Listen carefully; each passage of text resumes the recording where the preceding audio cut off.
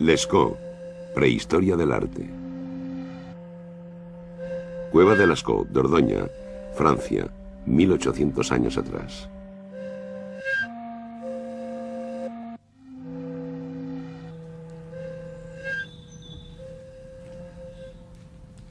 ...8 de septiembre de 1940... Montignac, un pueblo a orillas del Vézère, en Dordoña. Marcel Ravidat, de 17 años, aprendiz de mecánico, pasea por una colina cerca del lugar llamado Lescaut. Baja por un hoyo lleno de zarzas. En el fondo de este hoyo, causado por la caída de un árbol, hay un agujero donde una piedra rueda y resuena. 12 de septiembre. Ravidat vuelve con un candil. Va acompañado de 3 amigos, Jacques Marchal, Georges Agniel y Simon Coencas. Agrandan el agujero. Ravidat es el primero en entrar. Se desliza por unos escombros y se encuentra en una gran cavidad. Llegados al fondo de la primera sala, los 4 jóvenes descubren pinturas en las paredes. Después de mantenerlo en secreto varios días, los descubridores deciden contárselo a su antiguo maestro de escuela, Léon Laval, que baja a la cueva. El abate Breuil, el más famoso prehistoriador francés, está refugiado en Brive, no lejos de Montignac. 9 días después de su descubrimiento visita la cueva.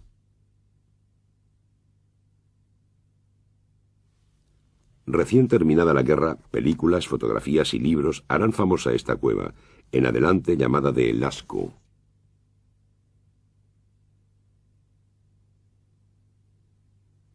Maurice Taon, bajo la dirección de Breuil, empieza el estudio de las paredes. El abate Glory prosigue las excavaciones y hace copias de las pinturas y los grabados.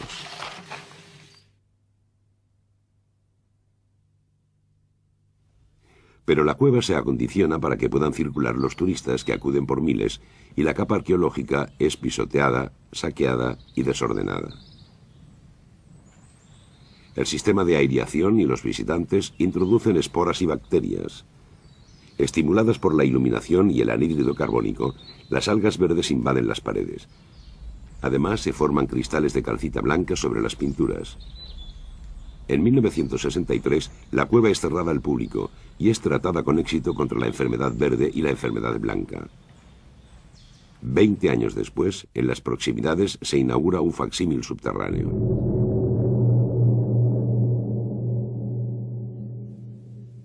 Hace 35.000 años, durante una de las últimas glaciaciones, el hombre de Cro-Magnon, la especie humana moderna, apareció en Europa occidental y poco a poco fue suplantando al hombre de Neandertal. Lo mismo que el Neandertal, practicaba rituales funerarios.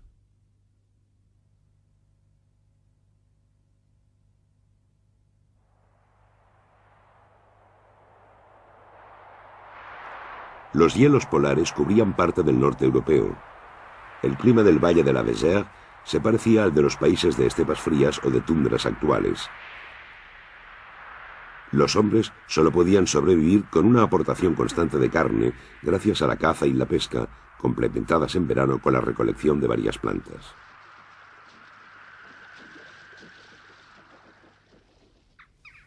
Los abrigos bajo las rocas, en las solanas, al pie de los farallones, fueron ocupados durante milenios. La sucesión de suelos de hábitat ha permitido definir varias culturas, denominadas a partir de los lugares de descubrimiento. El auriñaciense, que empieza hacia 33.000 años atrás, el gravetiense hacia 27.000 años atrás y el solutrense hacia 22.000 años atrás. El yacimiento de la Madeleine dio su nombre a la última cultura paleolítica, la cultura magdaleniense, que alcanzó su máximo desarrollo hace unos 18.000 años y se extinguió hace 10.000. La datación de los fragmentos de carbón de leña de Lescaut con carbono 14 dio, entre otros, 2 grupos de cifras, hacia 17.200 y hacia 15.500 años atrás. La cueva corresponde, pues, al magdaleniense antiguo y pudo estar habitada durante 1.700 años. Los investigadores, basándose en ciertas consideraciones estilísticas, retrasan aún más la fecha de las primeras pinturas y atribuyen la cueva a la fase final del solutrense. Los restos de un arte parietal profundo se encuentran en varias zonas: valles del Vézère y Dordoña, Quercy, curso bajo del Ardèche, Pirineos y costa cantábrica. Todas estas regiones, situadas en el extremo de Europa occidental, tienen en común sus numerosas cavidades relacionadas con el sistema kárstico.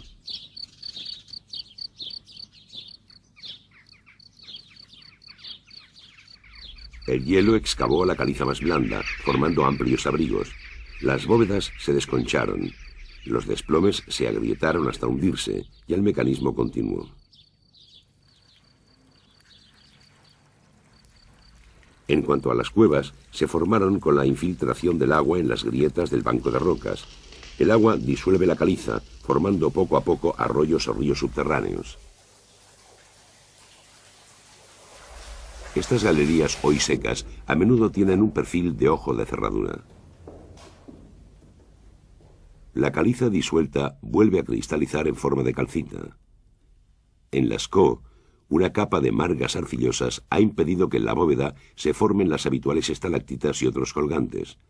La calcita se ha depositado en varias paredes, pero de forma irregular. Muy blanca, forma pequeñas excrescencias, relieves llamados de coliflor. Al igual que los abrigos, las entradas de las cuevas se hunden. La erosión ha seguido actuando durante milenios. Los sedimentos han ido tapando poco a poco la abertura. Gracias a este taponamiento, la cueva se ha conservado. Sus descubridores de 1940 penetraron muy cerca de la antigua entrada. La cueva es un conjunto ramificado de galerías cuya longitud total no supera los 250 metros. Estas galerías se dividen en varios espacios muy diferentes.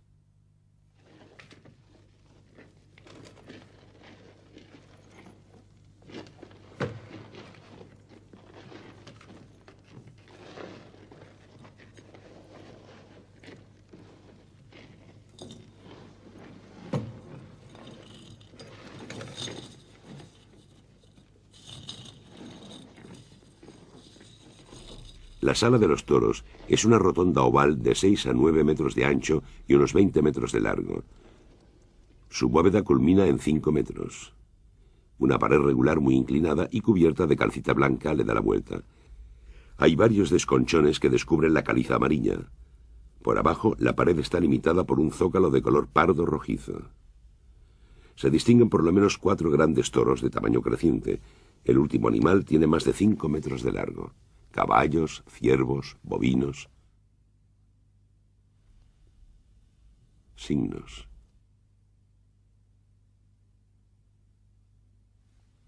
Y un extraño animal llamado el unicornio.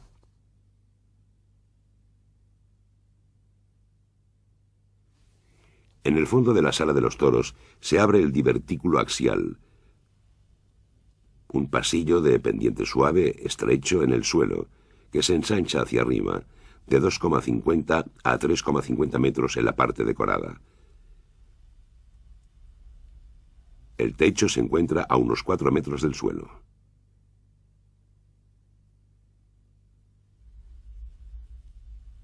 A la entrada, a la izquierda, hay una vaca. A la derecha, un ciervo incompleto. 3 grandes vacas rojas. 2 caballos llamados los caballos chinos. Signos. Después de un estrechamiento en la pared de la derecha, hay una vaca negra. Luego, una serie de caballitos llamados los ponis.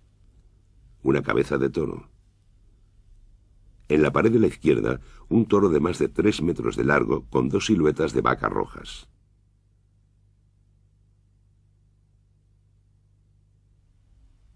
Un gran caballo rojo se aleja hacia el fondo.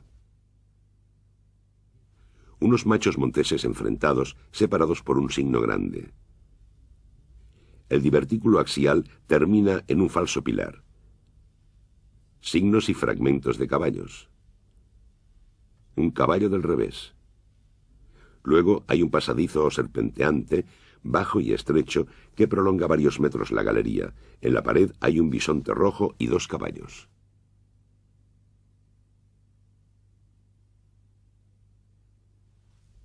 A la derecha, en la Sala de los Toros, se abre una galería de 15 metros de largo por 2 a 4 de ancho. Este pasillo está formado por la sucesión de 5 cavidades. Durante milenios ha sufrido la corrosión de las corrientes de aire húmedo que soplaban hacia la salida de la cueva. El pasaje debía de estar completamente pintado y grabado. Todavía se ven unos 200 grabados: caballos, bóvidos, cabras, monteses y signos.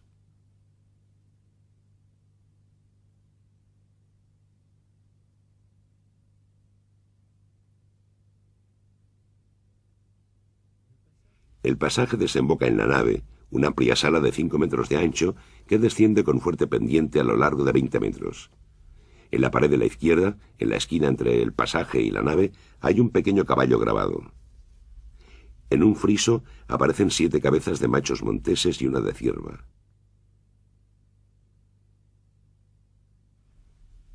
En un panel, un bisonte, 5 caballos y otros caballos esbozados.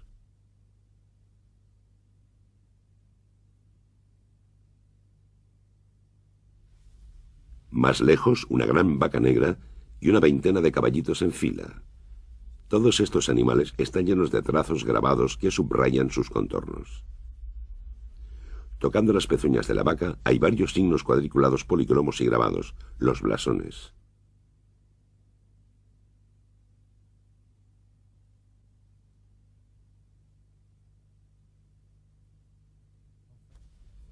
Enfrente está el friso de los ciervos.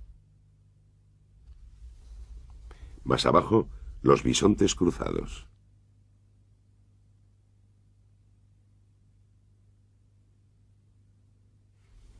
La galería que prolonga la nave atraviesa una zona de calcita esponjosa imposible de pintar o grabar, y luego se estrecha formando un pasadizo estrecho y bajo.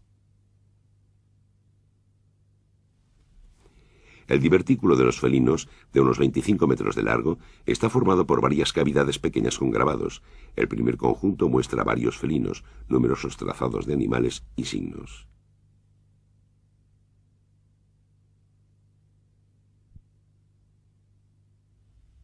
Después de un pozo, hay varias figuras más, entre ellas un bisonte. El alineamiento de una cruz y 3 barras y 6 puntos alineados de 2 en 2.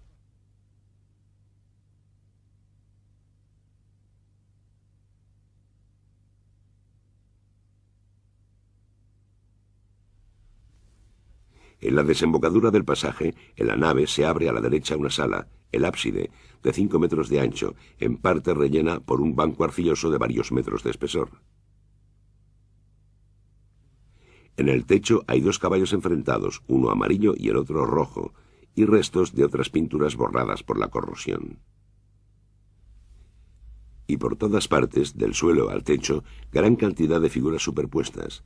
Más de 1000 elementos gráficos, entre los que se distinguen 125 caballos, 38 bóvidos, 70 cérvidos y 17 cabras monteses.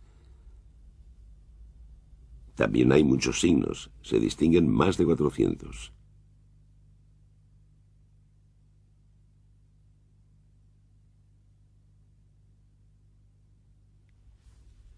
Al fondo del ábside, más allá de una grieta en la caliza, se abre el pozo de unos 5 metros de profundidad. Abajo, un estrecho pasillo está interrumpido por un desprendimiento. En una pared del pasillo vemos la cabeza y el cuello de un caballo.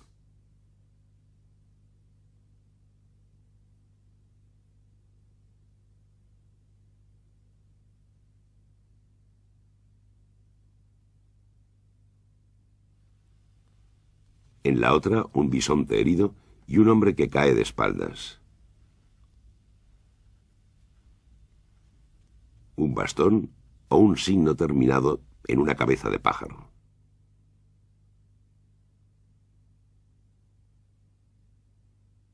Un rinoceronte, 6 puntos alineados de 2 en 2.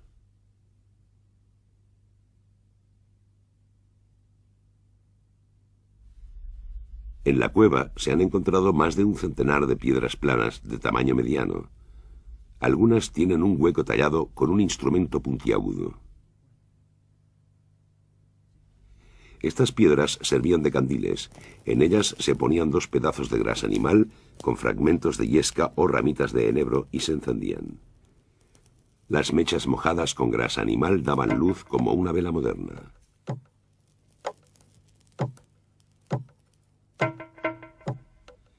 Además, los pintores prehistóricos se alumbraron con simples hogueras en el suelo y con teas de madera resinosa. Durante las excavaciones en el pozo se descubrió, enterrado en la arcilla, un quemador de arenisca rosa ahuecado, tallado y pulido. En el hueco había carbón de un resinoso identificado como enebro. Para decorar los paneles situados a 3 o 4 metros de altura, los pintores pudieron utilizar maderos tallados en escalera.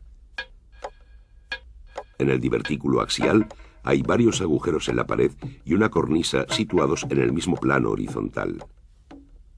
Mediante un andamiaje formado por varios maderos sujetos a la roca, los pintores pudieron sostenerse de pie y acceder a las partes altas de la galería. El pasaje, hoy excavado para que puedan pasar los visitantes, solo se podía atravesar agachado. Los pintores tuvieron que trabajar allí sentados. Para pintar la vaca negra de la nave, pudieron instalarse en las cornisas, que en algunos lugares es bastante ancha.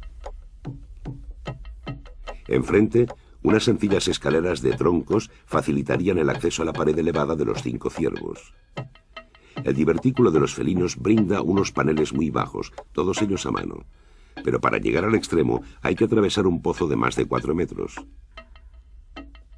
En el borde de este pozo se ha descubierto, enterrado en varios centímetros de arcilla, un fragmento de cuerda descompuesta formada por 3 cabos torcidos de fibras vegetales.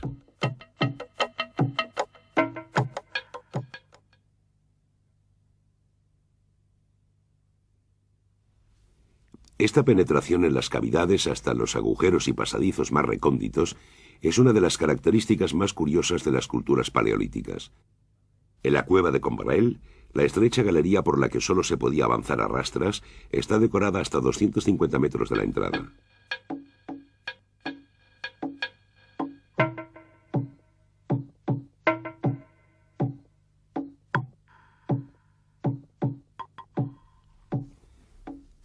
Los campamentos prehistóricos a veces parecen verdaderos osarios. En cambio, en la cueva solo se han encontrado algunos huesos. Los pintores o los usuarios llevaban consigo el alimento justo para los días de sus estancias subterráneas. Carne de ciervo, de jabalí, de caballo y sobre todo de reno. Era el animal más cazado en la región. Con la cuerna del reno, los hombres fabricaban puntas de azagaya.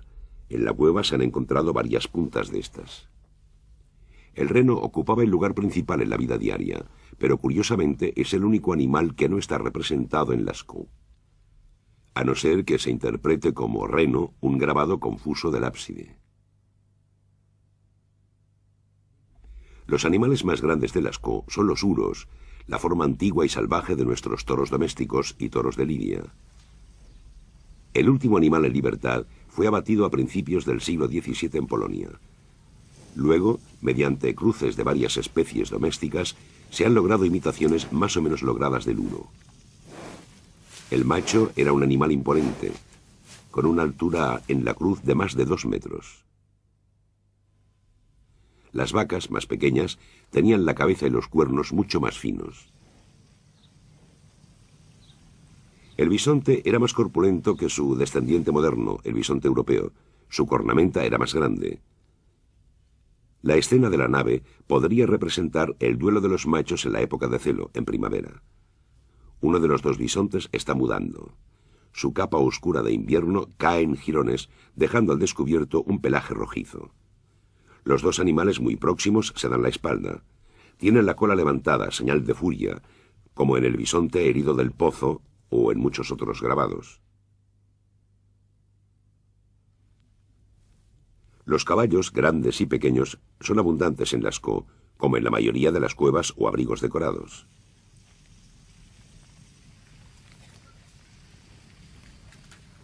Varios de ellos tienen una capa de color en forma de M, con la barriga más clara. Y a menudo tienen unos trazos en el hombro. Estos signos se encuentran en el caballo de Przewalski, uno de los escasos caballos salvajes que se conservan gracias a los zoológicos y a las reservas naturales. Otros se parecen al tarpán, caballo salvaje de la estepa de extremidades alargadas. Otros a los ponis.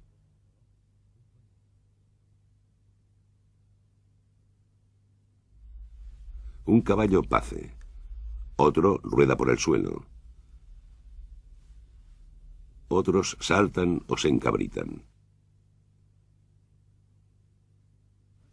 Un caballo al galope tiene las orejas vueltas hacia adelante en señal de atención. El que está tumbado patas arriba tiene las orejas abatidas en señal de temor.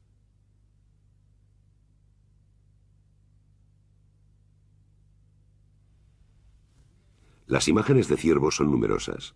Algunas cuernas, que parecen exuberantes, están dobladas por los pintores.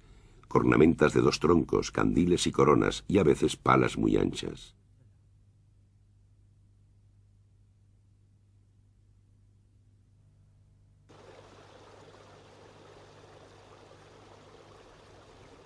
En el divertículo axial vemos 2 machos monteses enfrentados. En la nave una manada de viejos machos en fila. Un oso pequeño aparece en la línea ventral de uno de los grandes uros. En la parte más profunda de la cueva, en 2 paneles, hay varios felinos. Orejas redondas, hocico cuadrado, cola terminada en un mechón. Seguramente son leones de las cavernas. Parece que uno de ellos está saltando. El otro ruge, resopla o escupe sangre. Suelta un chorro de orina como para marcar el territorio. Lo mismo que su vecino, lleva un trazo con forma de flecha. En el pozo hay un rinoceronte lanudo. Tenía 2 cuernos. Aparece representado en otras cuevas, como Ruffignac y Combe d'Arc.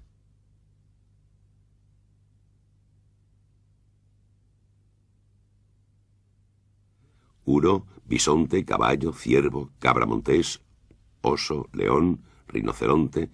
El bestiario de Lascaux es como el de muchas otras cuevas.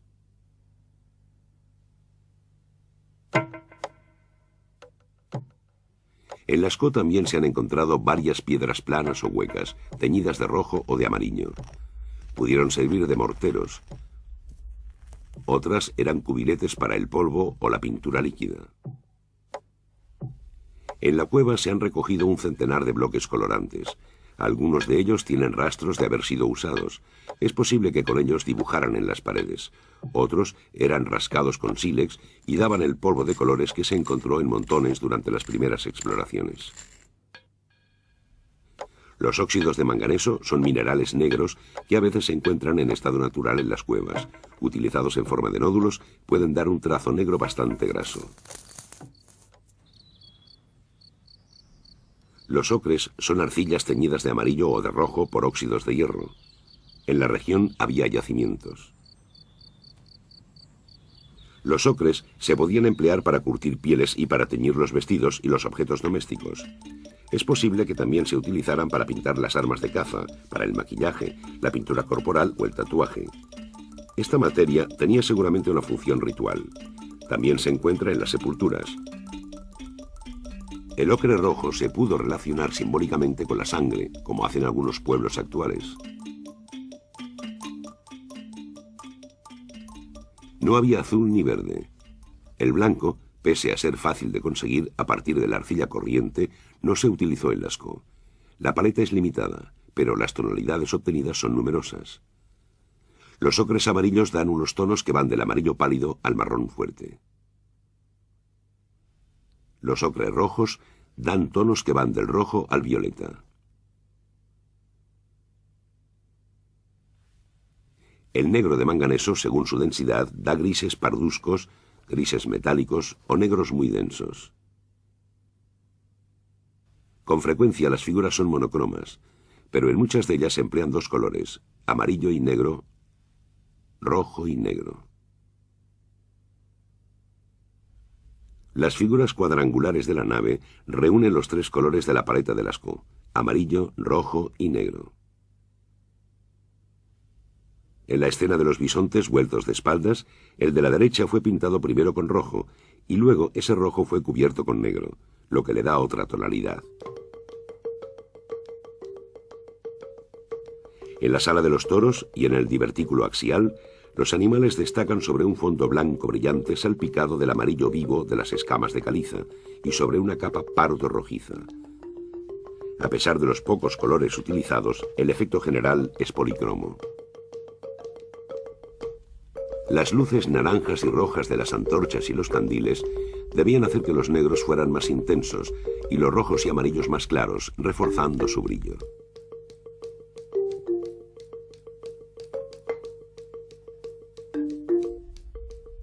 Cada soporte impuso una técnica especial.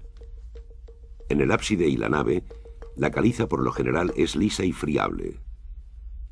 Se pudieron trazar verdaderos dibujos, como el friso de los ciervos, con pedazos de óxido de manganeso para las 4 primeras cabezas y de arcilla bistre para la quinta.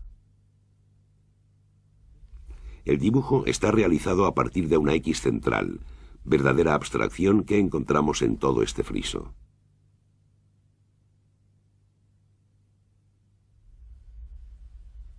En la sala de los toros y el divertículo axial, varias figuras muestran efectos de colores y degradaciones muy finas. Estos efectos se pueden lograr con 2 técnicas, el soplo y el escupido. Recientemente el escupido todavía era común entre numerosos pueblos cazadores-recolectores, como los aborígenes australianos o los bosquimanos del Kalahari.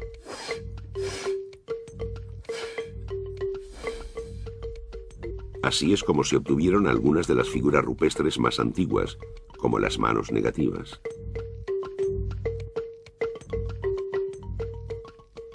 Esta técnica, practicada en otras cuevas, se utilizó poco en Lascaux.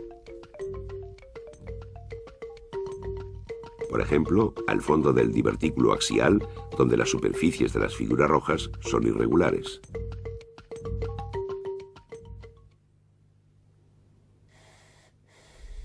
El soplo consiste en proyectar el pigmento sobre la superficie rocosa con la ayuda de un hueso hueco o una caña. El polvo se reparte de una forma bastante regular. La mano o varios objetos planos, pieles o cortezas, pueden servir de plantilla para obtener contornos precisos. Los puntos a veces están formados con la técnica del soplo. Los machos monteses están dibujados con series de estos puntos, pero juntos.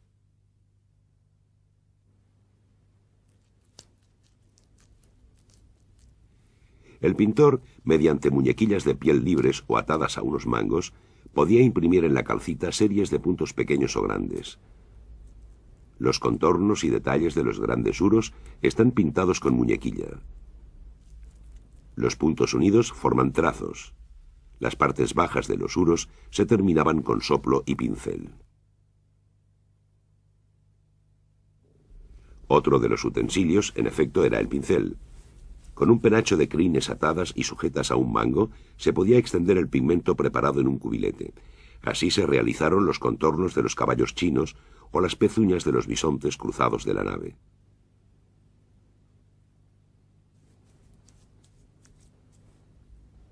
A veces se aprecian retoques. Los cuernos del primer uro de la rotonda, que primero eran negros, fueron repasados con rojo, pero nada permite averiguar cuánto tiempo después. También hay correcciones. La línea del pecho de una de las vacas rojas está repetida.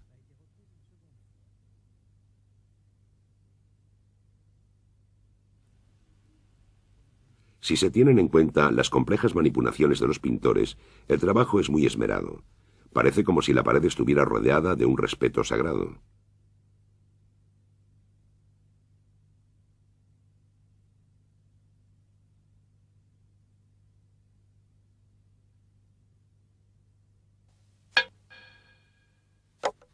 En el suelo de la cueva se han encontrado varios cientos de trozos de sílex tallados. Los útiles tienen huellas de uso. El trazo fino se obtenía con una punta. El grabado más ancho utilizando toda la anchura del sílex y repasando el trazo varias veces. El trazo grabado elimina la capa superficial y descubre la roca subyacente más clara. Asociado a la pintura, el grabado no tenía la función de un dibujo de preparación, porque solo intervenía en la fase final. Servía para delimitar las manchas de color, aportando un modelado a la pintura por efecto de contraste.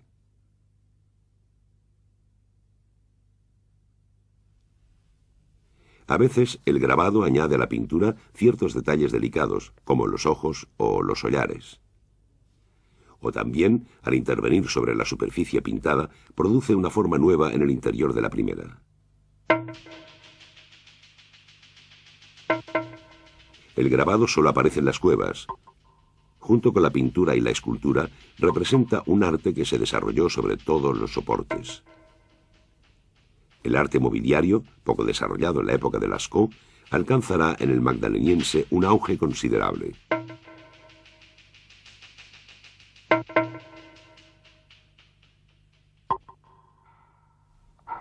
Al entrar en la cueva, los primeros visitantes encontraron un volumen muy acogedor, a escala humana, con sus paredes poco separadas, sus grandes superficies de calcita blanca fáciles de decorar y sus pasillos.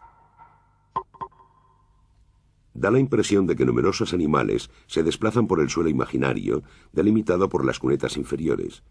Un caballo del divertículo corre por la cresta de una especie de peñasco. En la nave, la cornisa sirve de apoyo a la manada. A veces las formaciones de la pared determinan la forma de los animales.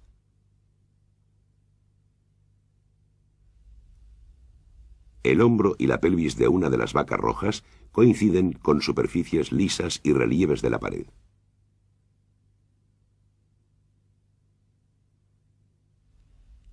El caballo caído se enrosca alrededor del falso pilar. A veces la calcita blanca estaba desconchada. Los pintores integraron muchos de estos desconchones en sus composiciones.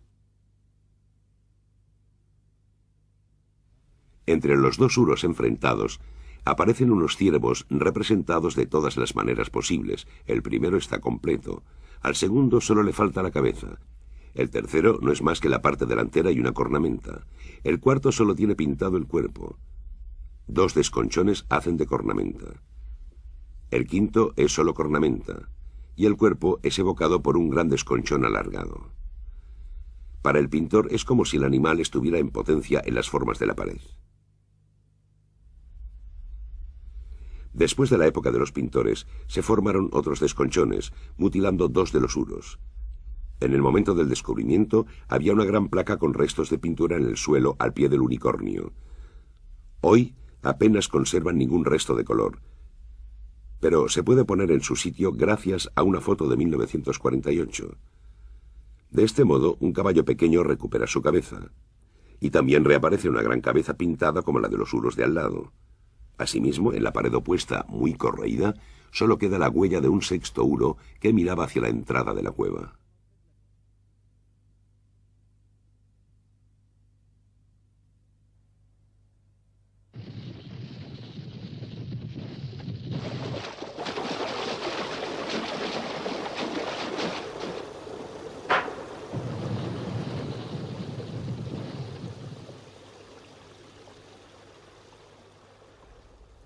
La mayoría de los animales representados están en movimiento.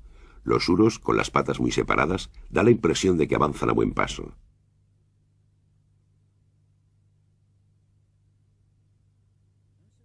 Un solo detalle anatómico puede indicar el movimiento.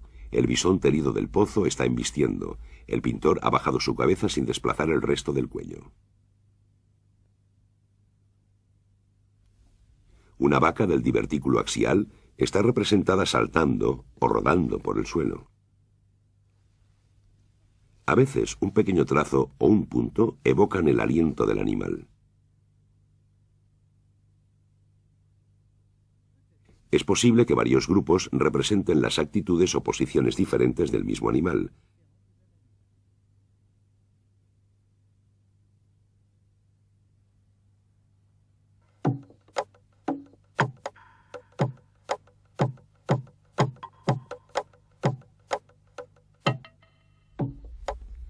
Las convenciones adoptadas para la perspectiva corresponden a observaciones precisas de los cazadores.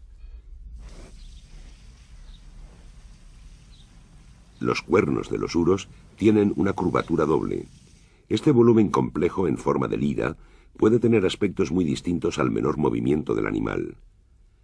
Perfil casi absoluto, con los cuernos paralelos en forma de S, o bien sucesión de un cuerno en S y el otro en C. La vaca negra de la nave revela otros caracteres. Las articulaciones y la musculatura están grabadas con trazos finos. Los miembros están separados por la línea ventral y la del pecho, lo que distingue claramente el primer plano del segundo. A menudo, los miembros se distinguen gracias a la interrupción del trazo o de las manchas de pintura. Unas reservas blancas repartidas por la superficie negra separan anterior derecho, anterior izquierdo y papada de los uros, y los distintos planos en los que se encuentran los miembros de los bisontes.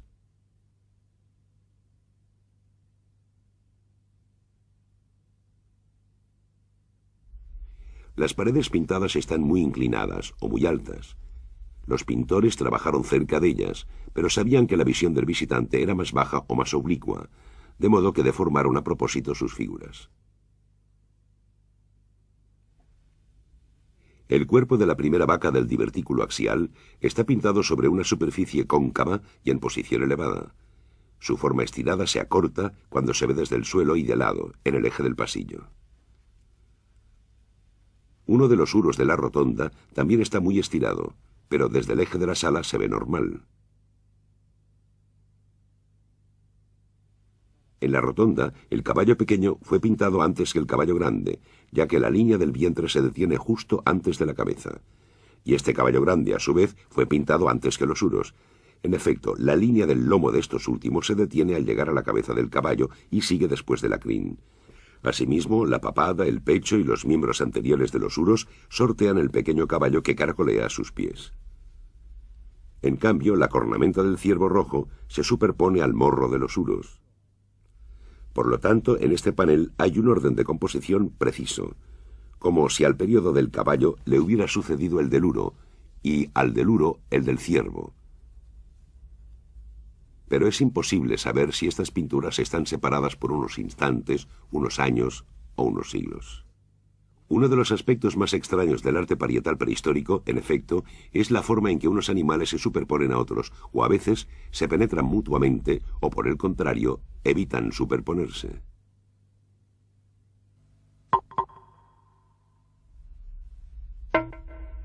Las superposiciones de los grabados son aún más extrañas. Algunas paredes de Lascaux, en particular las del ábside, poseen miles de trazos grabados. En esta maraña se distinguen animales completos y fragmentos de animales. Incisiones profundas y ligeros arañazos.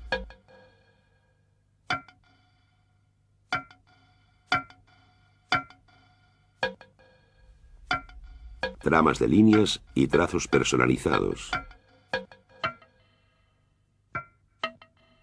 Trazados aleatorios y signos elaborados.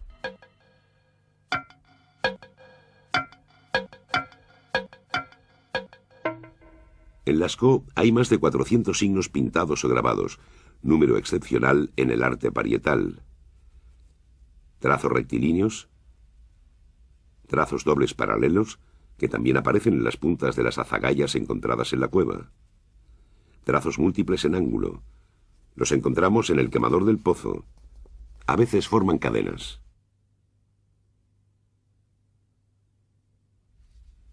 Trazos múltiples agrupados en estrella. Estos trazos también se encuentran en una azagaya de la cueva. Signos ramificados, rectos o curvos. Algunos parecen plumas o abanicos, otros ramificaciones curvas. Han recibido el nombre de chozas.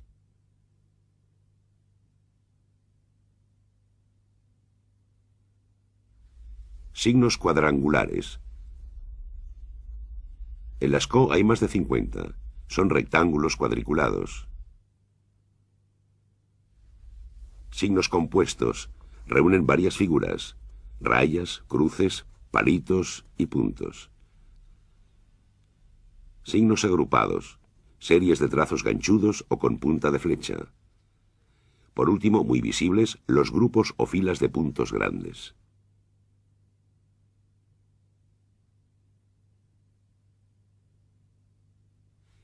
En el fondo del divertículo de los felinos, la parte más recóndita de la cueva, hay 6 puntos rojos en fila. Encontramos otro grupo de 6 puntos, pero negros, detrás del rinoceronte. es posible que este signo sea un límite.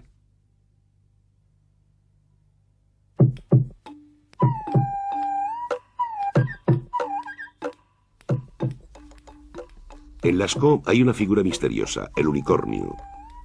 Cuerpo macizo, cola muy corta, capa ocelada, extremidades cortas, cabeza pequeña con el morro corto y un par de cuernos delgados y rectos. Algunos han creído reconocer un antílope del Tíbet que tiene los cuernos paralelos. También se ha propuesto que estos cuernos en realidad son la cola del uro que va delante. El animal entonces podría ser un reno sin cuernos. Las hembras del reno, además, tienen motas estacionales en el pelaje. También se ha creído ver en la figura un felino o un brujo vestido con un despojo de animal. Por último, un verdadero ser imaginario.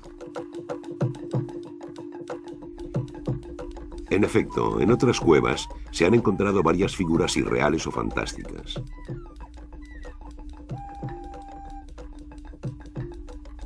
Por otra parte, muchos de los animales de Lascaux están representados de forma fragmentaria. El animal no es mostrado, sino solo sugerido con su silueta o algunos de sus atributos, lo cual correspondería más bien a un acto votivo que a una manifestación artística.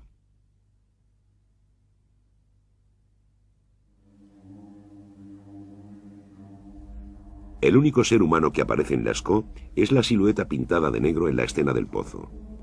Un bisonte herido por una azagaya, con las tripas fuera y la cola enhiesta, embiste o acaba de embestir a un hombre que cae de espaldas. El hombre tiene cabeza de pájaro, tórax largo, piernas pequeñas y el sexo levantado. Separa los brazos. Las manos solo tienen 4 dedos. Debajo de él vemos un ave encima de un palo. Podría ser el propulsor de la azagaya que ha herido al animal.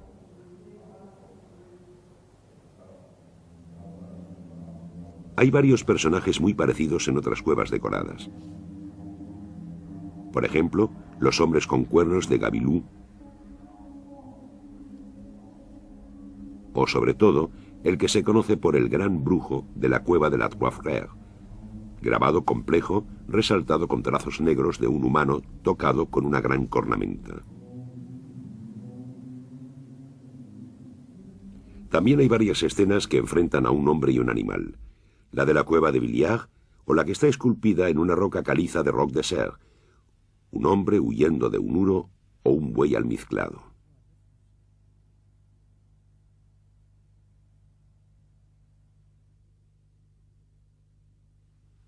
Por último, la escena del hombre herido se puede relacionar con las siluetas humanas atravesadas por líneas que encontramos en Pechmerle. Cugnac,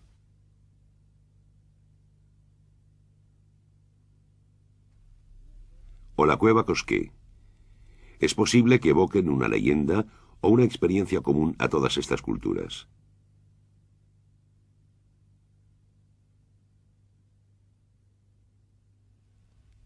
A finales del siglo XIX, época en la que triunfa el positivismo y el anticlericalismo, el arte se interpreta como puro producto de la pasión decorativa. Pero pronto resulta evidente el aspecto oculto y sagrado del arte parietal. Salomón Reinhard, comparándolo con las producciones gráficas de las sociedades estudiadas por los etnólogos, atribuye este arte a la magia. El brujo o el cazador se apropia del poder del animal, induce la fecundidad de las manadas con la multiplicación de las imágenes o realiza ceremonias de maleficio.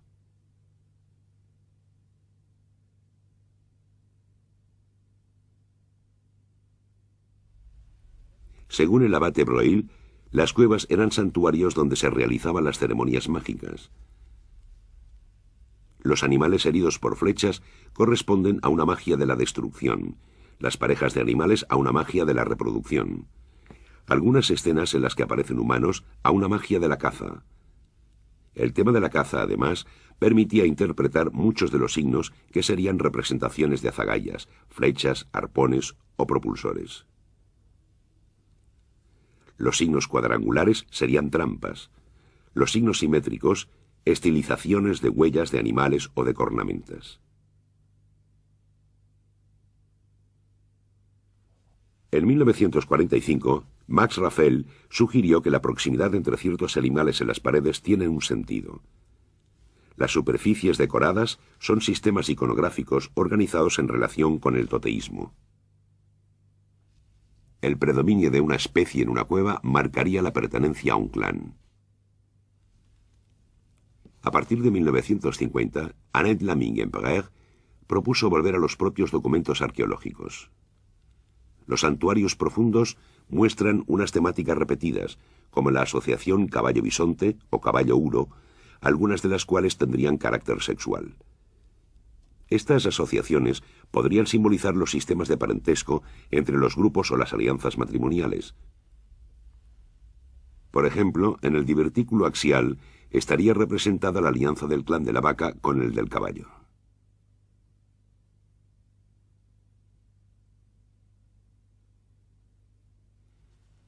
André Leroi-Gourhan adoptó parte de estas teorías y las desarrolló.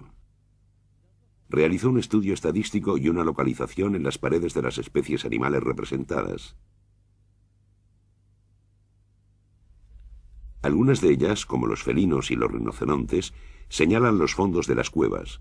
Otros están en una posición central, como los caballos, los bisontes, los uros y los ciervos. En cada cueva habría un tema principal, construido a partir de una pareja básica, dotada de valores sexuales y acompañada de figuras secundarias. En Lascaux, la pareja básica sería la asociación del caballo y el uro, y las figuras secundarias serían el ciervo, la cabra montés y el bisonte. Leroi-Gourhan llamó la atención sobre los signos a los que también atribuyó un valor sexual. Los signos finos serían machos, los signos anchos, hembras. Estaríamos, pues, ante un sistema dualista sexuado, a la manera del yin y el yang chino. El propio Leroi-Gourhan atenuó este simbolismo sexual con el paso de los años, interesándose más bien en la cueva como espacio organizado. Las asociaciones de animales, su disposición en la pared, su relación con los signos, todos estos caracteres forman una especie de sintaxis. Después de Leroi-Gourhan, la atención de los investigadores se ha centrado en el análisis de la comunicación gráfica. Se han propuesto varias lecturas de los grandes paneles de las cuevas, pero hasta el momento no ha sido posible ninguna interpretación definitiva de estas estructuras.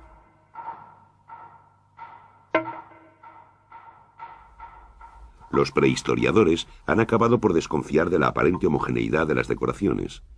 Percibimos como próximas unas manifestaciones gráficas que en realidad se extienden a lo largo de más de 20.000 años, es decir, cientos de generaciones.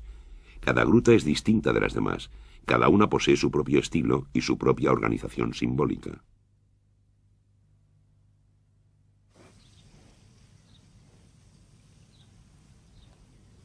Otros campos de investigación son los territorios y las estaciones.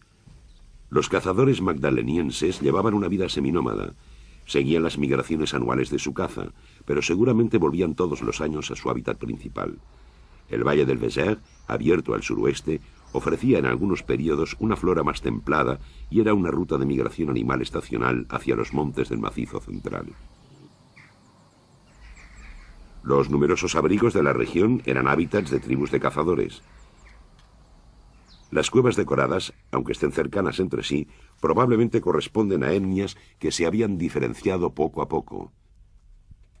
Estilo, técnicas pictóricas, grupos de animales emblemáticos, todo era diferente, pero los principios religiosos de partida eran los mismos. No obstante, encontramos parentescos entre ciertos conjuntos. Así, los signos tectiformes son comunes a las cuevas de Font-de-Gaume, Combarel, Rouffignac y Bernifal. Los signos cuadrangulares de Lascaux también se encuentran en Gabilou, a 60 kilómetros de distancia en el valle de Isle. La pequeña cavidad de Gabilou tiene otros elementos en común con Lascaux, como el estilo de los caballos, con la silueta característica y la perspectiva sugerida.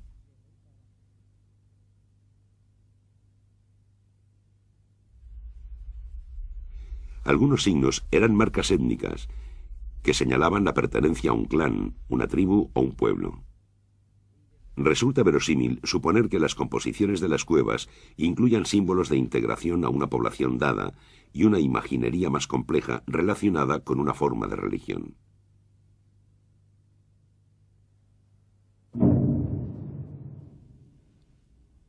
Es posible que los visitantes del santuario de Lascaux tuvieran que realizar un recorrido impuesto, ritual, que han conservado casi todas las religiones antiguas actuales. En este caso, se podrían distinguir varios espacios muy diferenciados.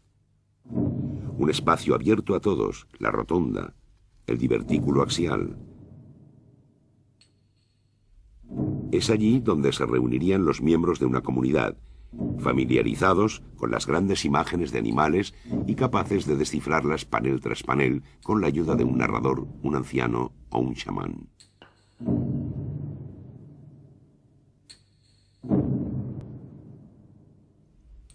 Un espacio secreto, esotérico, el de la nave y el ábside.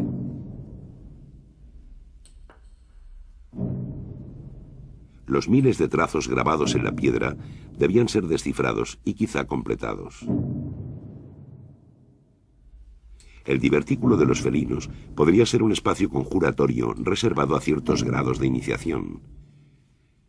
Solamente se puede llegar allí solo o en pequeños grupos, gateando, para descifrar o inscribir algunos signos. El último espacio sería el pozo. Cuando se descubrió la cueva, el suelo del pozo estaba lleno de lámparas. Allí también se han encontrado, además del candil de arenisca rosa, varias puntas de azagaya y hojas de sílex. Quizá fuera una especie de cripta, un espacio secreto y reservado donde se depositaban objetos votivos.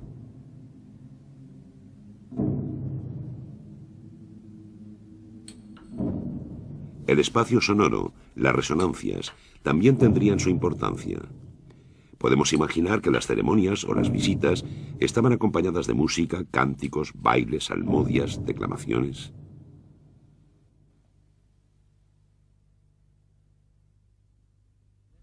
El aspecto visceral, animal o sexual de estos volúmenes subterráneos tuvo que desatar la imaginación. Es probable que se estableciera una poderosa relación simbólica entre las creencias de los pueblos paleolíticos y las arquitecturas profundas, las sucesiones de salas, los relieves evocadores de la piedra. Las sombras móviles causadas por las teas debían añadir una dimensión alucinante a unos espacios que ya de por sí parecían de otro mundo, un mundo tenebroso opuesto al mundo de luz del exterior.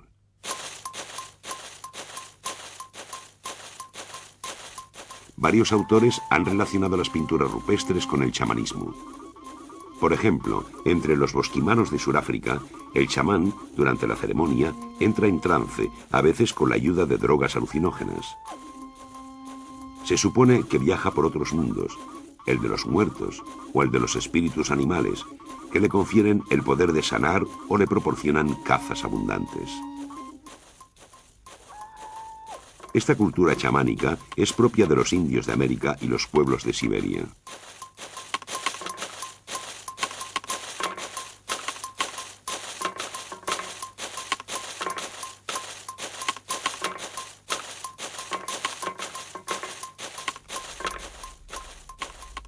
Según algunos autores, el hombre del pozo sería un chamán, en el momento de un trance extático provocado por un sacrificio animal.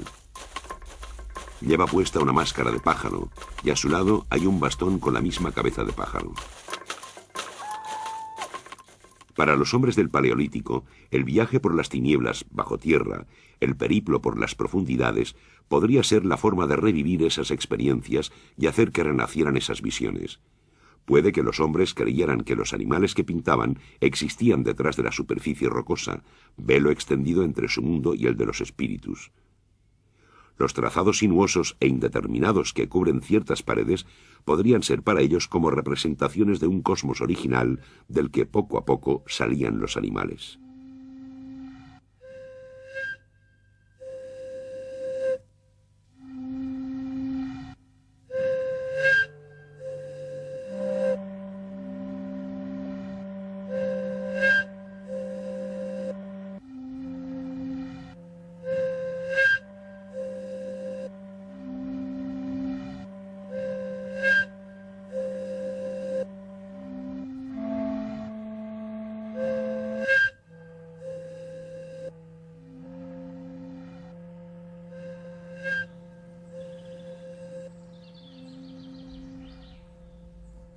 Por lo tanto, una cueva decorada sería una construcción simbólica con mensajes de distintos niveles de lectura.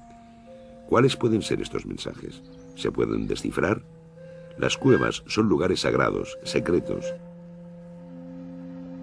Las figuras y los signos que contienen corresponden a historias sagradas o iniciáticas transmitidas por la tradición oral de los pueblos, es decir, a los mitos. En efecto, en todas las sociedades sin escritura, el arte no se puede separar de los mitos fundamentales. El mito aparece en forma de relatos legendarios o imágenes de hombres, animales o seres fabulosos. Es una historia que permite contar los orígenes del sol, de las estrellas, de la tierra o de los hombres y resolver las contradicciones esenciales de la comunidad. Entre el cielo y la tierra, entre el día y la noche, entre los animales y los humanos, entre los hombres y las mujeres, entre la vida y la muerte.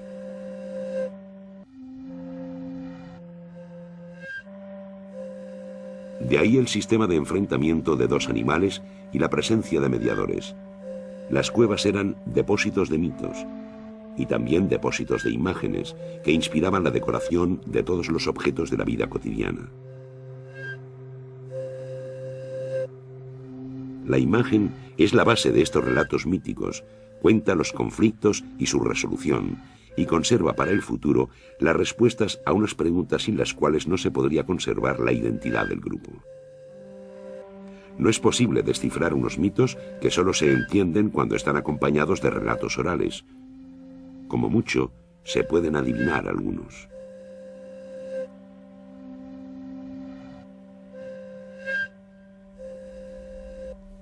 El hombre prehistórico tenía que percibirse necesariamente en una relación especular con el animal, o incluso como otro animal más.